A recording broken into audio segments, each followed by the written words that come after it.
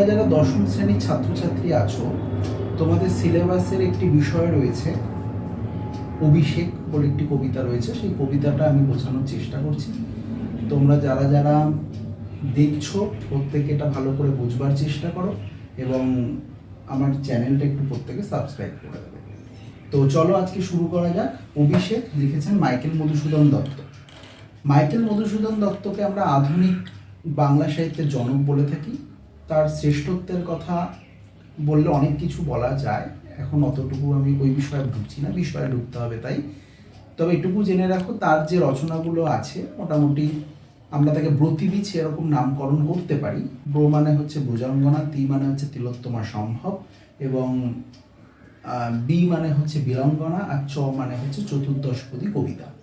এগুলো হচ্ছে আমাদের তার লেখা মোটামুটি কাব্যগুলো, এবং তার লেখা একটি মহাকাব্য যেটাকে আমরা মহাকীর্তি বলতে পারি, তার নাম হচ্ছে মেঘনাদ বধ কাব্য। তো আমাদের এই পাঠ্য যে কবিতাটি, অভিষেক কবিতাটি, এই কবিতাটি মেঘনাদ বধ কাব্য থেকেই নেওয়া হয়েছে। সকলে মনে রাখবে, কাব্যটার নামই হচ্ছে মেঘনাদ বধ কাব্য। মেঘনাদ বধ কিন্তু কাব্যটার নাম নয়, মেঘনাদ বধ কাব্য এটাই হচ্ছে কাব্যটার মূল নাম। তো চলো আমরা আরেকটু উৎসতে আমরা আসি। উৎসটা ভালো করে জানতে হবে, তাহলে আমরা পুরো কবিতাটা ভালো করে বুঝতে পারবো। তো প্রথমে আমরা আসি হচ্ছে এই যে মেঘনাদ বধ কাব্যটা মাইকেল মধুসূদন দত্ত 1861 সালে তিনি প্রকাশিত করেন। ঠিক আছে, প্রকাশকাল আমরা যদি বলি 1861 সালে। তো এই 1861 সালে মেঘনাদ বধ কাব্যে, যেহেতু এটা একটা মহাকাব্য, তাই এই মহাকাব্যগুলোকে আবার স্বর্গে ভাগ করা আছে। তাই মেঘনাদ বধ কাব্যের মোট স্বর্গ সংখ্যা হচ্ছে 9টি।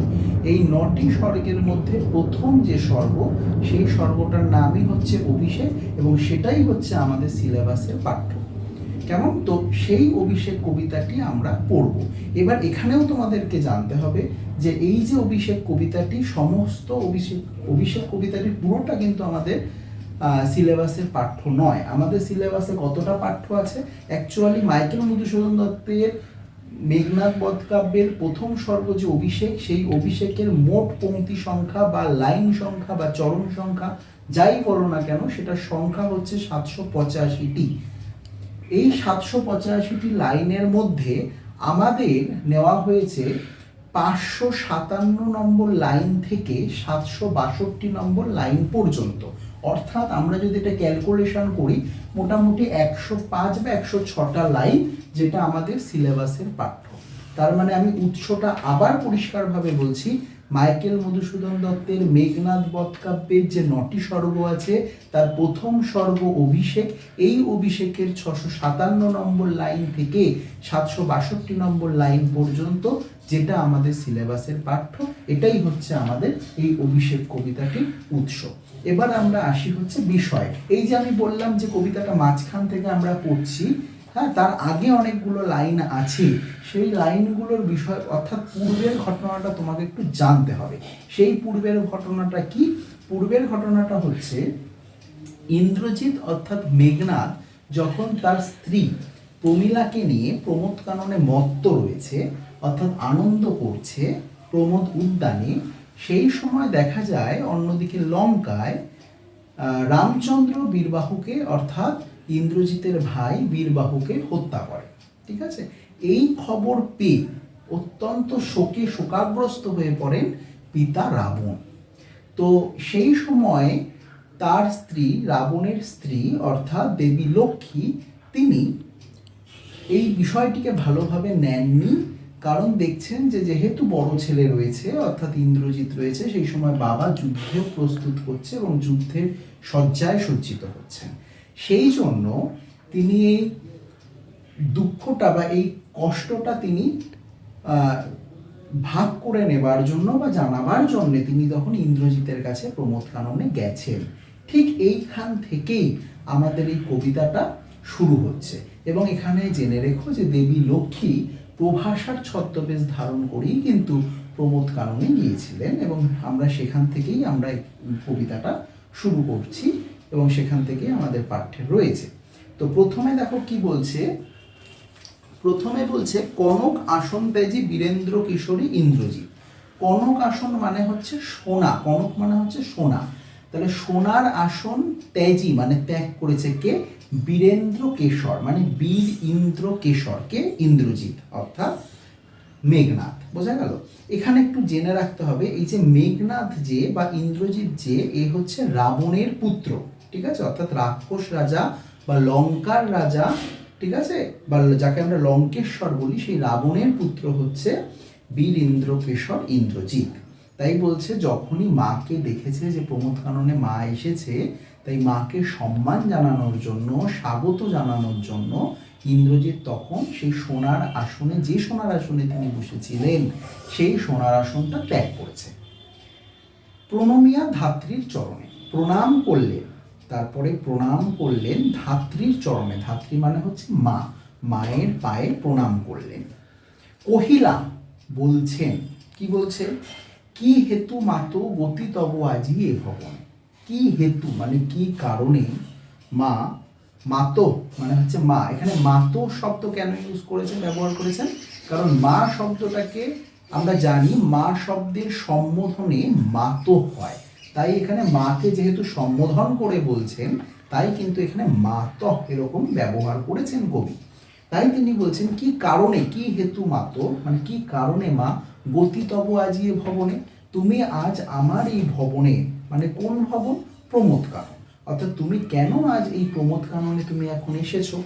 কহ দাসে লঙ্কার কুশল, কহ দাসে মানে তুমি তোমার দাসকে, অর্থাৎ আমাকে, আমরা প্রত্যেকে মায়ের কাছে আমরা নিজেকে দাসী হিসাবেই নিজেকে সমর্পণ করতে চাই, তাই ইন্দ্রজিৎও তাই বলছে, কহ দাস অর্থাৎ তোমার এই দাসকে, অর্থাৎ আমাকে বলো লঙ্কার কুশল, অর্থাৎ আমাদের রাজ্য লঙ্কা, তার অবস্থা ভালো মন্দ এই সমস্ত বিষয়ে আমাকে এখন বলো, কোনো কি অসুবিধা হয়েছে? মাকে এইভাবে প্রশ্ন করছেন, মায়ের আগমনে মাকে দেখে এই প্রশ্ন করছেন ইন্দ্রজিৎ বা মেঘনাদ।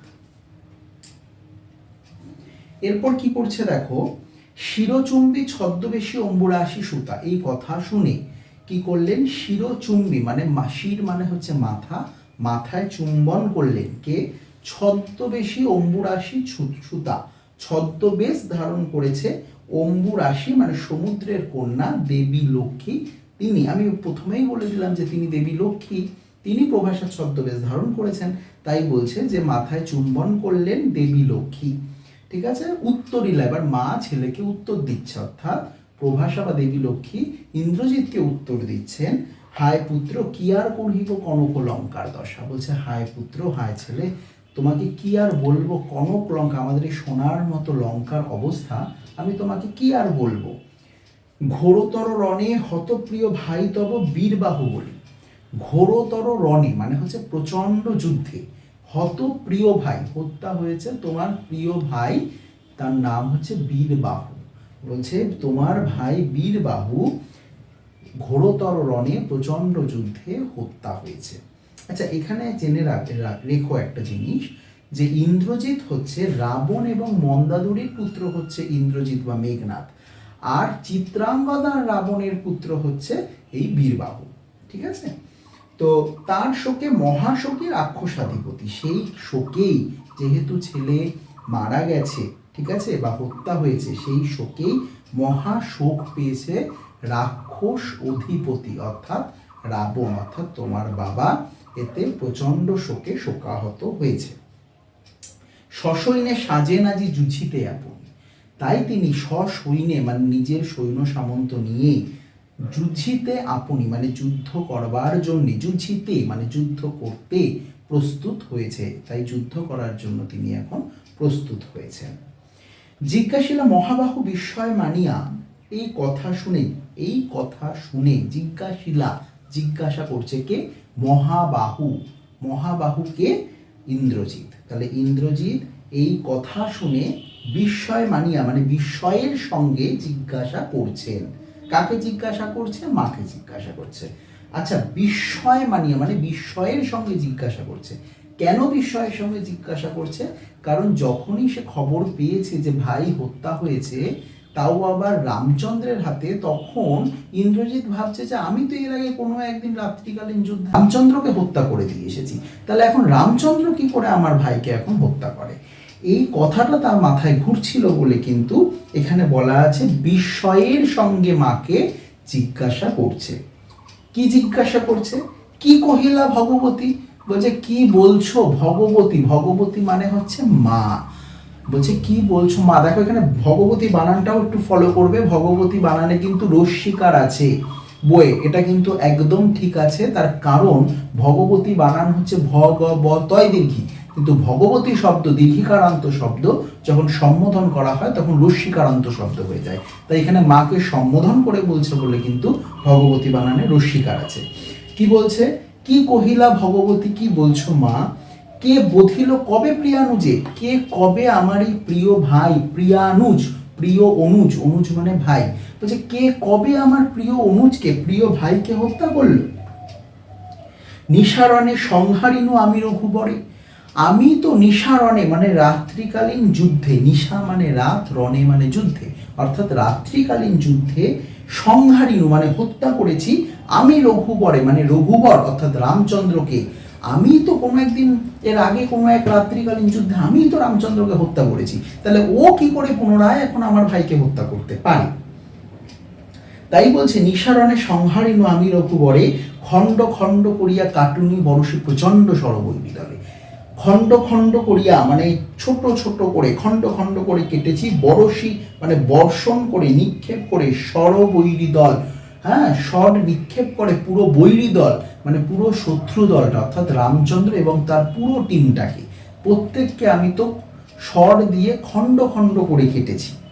তবে বারতা অর্থাৎ তবে এই বার্তাটা এটা একটা অদ্ভুত বার্তা, অর্থাৎ এটা তো হতে পারে না। তাই বলছে খবরটা এই বারতা, বারতা মানে বার্তা।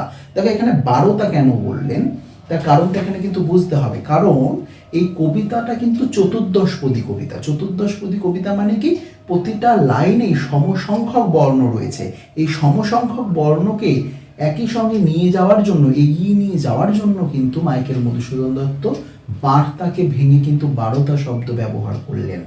তাই তার মানে এখানে আরেকটা জিনিস মাথায় রাখো, তার মানে আমি যেটা বললাম যে এই কবিতাটা অভিষেক কবিতাটি একটি চতুর্দশপদী কবিতা, অর্থাৎ সম লাইন মানে প্রতিটি লাইনে সমসংখ্যক বর্ণ রয়েছে। তাই বলছে এই বার্তা, এই অদ্ভুত বার্তা অর্থাৎ এই খবরটা একটা অদ্ভুত খবর মা, কোথায় পাইলে তুমি শীঘ্র কহ দাসে, অর্থাৎ তুমি এই খবরটা কোথা থেকে পেলে, তুমি তাড়াতাড়ি তুমি আমাকে বলো। আজকে এটুকুই পড়ানো হলো, পরের দিন পরের বিষয়টা, পরের দিন পার্ট 2টা পরের দিন পড়ানো হবে। আজকে এই অবধি রইল।